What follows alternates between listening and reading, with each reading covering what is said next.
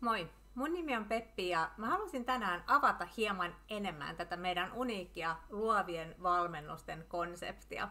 Koska monet ihmettelee aina, että mitä me oikein tehdään, kun me maalataan tiimien kanssa.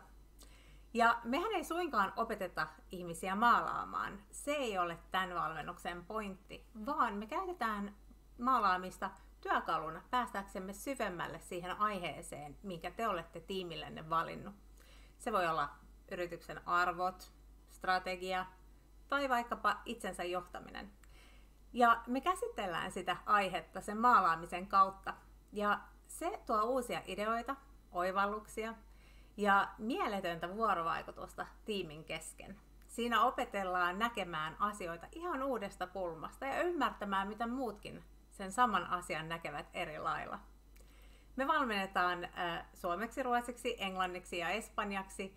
Ja mä kerron hieman lisää seuraavassa videossa siitä kaikesta, mitä tässä valmennuksessa voi hyötyä.